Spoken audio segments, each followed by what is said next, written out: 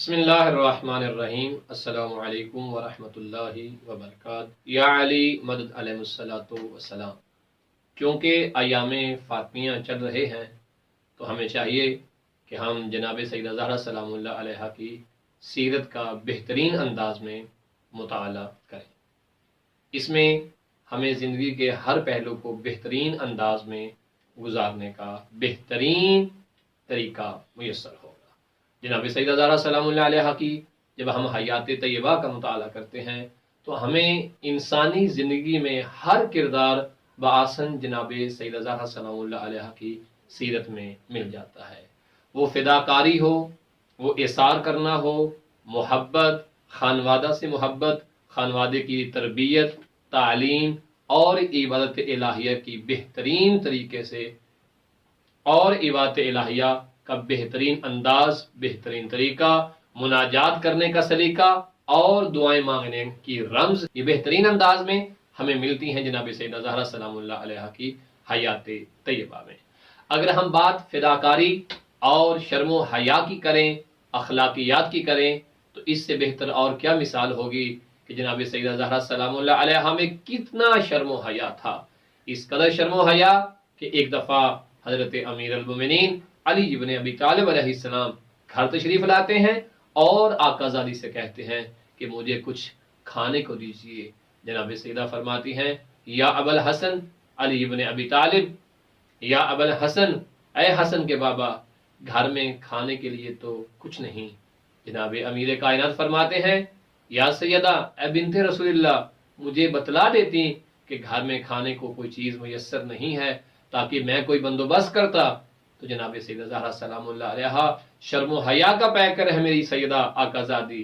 फरमाया, या अली, मुझे हया महसूस होता है, मुझे शर्म महसूस होती है कि मैं उन चीज़ों का तकाजा आपसे करूं जो आपकी इस्तिताअत में नहीं है।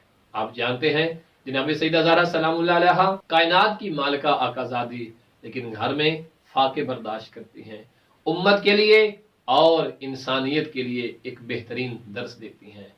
और इसके साथ साथ इबादत का आलम यह है कि जनाब सैयदा ज़हरा सलामुल्लाह अलैहा पूरी पूरी रात महराब इबादत में खड़ी रहती और ख़ुद सरकार इमाम हसन मुज्तबा अलैहिस्सलातु वस्सलाम इरशाद फरमाते हैं कि मेरी माँ यानी आकाज़ादी सैयदा फ़ातिमा ज़हरा सलामुल्लाह अलैहा पूरी पूरी रात मुसल्ला इबादत पे खड़ी रहती, अपने खुदा से मुनाजात दुआएं मांगती। और ये जनाब सैयदा ज़हरा सलामुल्लाह अलैहा की इबादत और दुआ की कैफियत थी कि हमेशा लोगों के लिए दुआएं करती, उम्मत के लिए दुआएं करती, अपने चाहने वालों के लिए दुआएं भी करती, अपने लिए खुदा की बारगाह में कोई सवाल न रखती।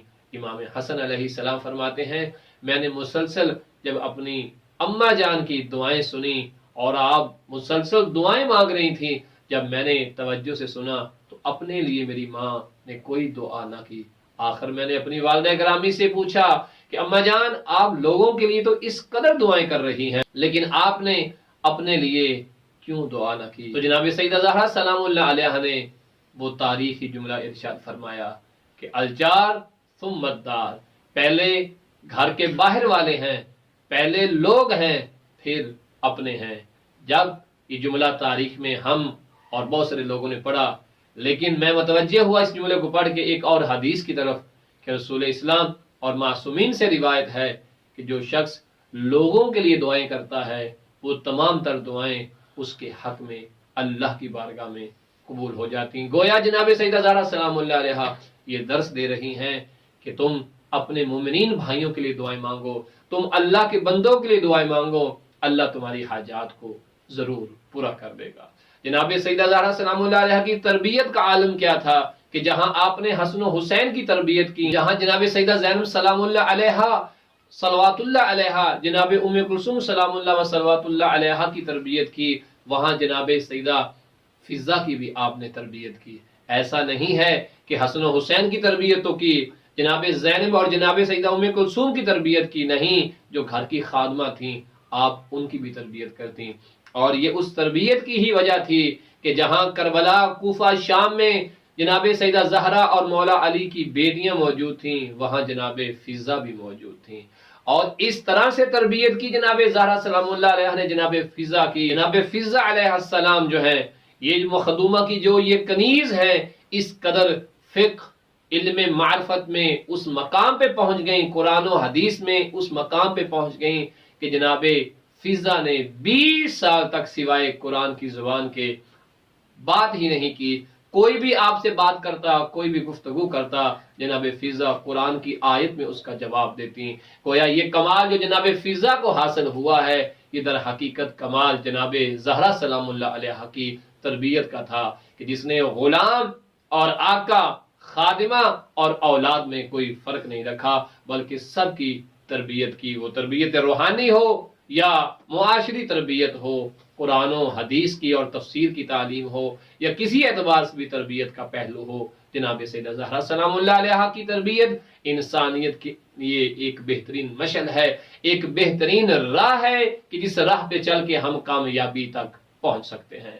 اگر ہم چاہتے ہیں کہ گھرداری کے اعتبار سے، بیوی بچوں کے اعتبار سے اور ازواجی زندگی کے اعتبار سے ہمیں اگر کوئی بہترین نمونہ مل سکتا ہے تو رسول خدا صلی اللہ علیہ وآلہ وسلم کی پاکیزہ بیٹی جناب سیدہ فاطمہ زہرا سلام اللہ علیہ کی حیات ہے، آپ کی سیرت ہے، جس میں زندگی کو بہترین انداز میں گزارنے کے تمام تر پہلو موجود ہیں. لہٰذا ایام فاطمیہ میں کوئی ایک کتاب جناب سیدہ زہرا سلام اللہ علیہ کی سیرت کی ضرور پڑھیں. وصلی اللہ علی محمد وآلہ.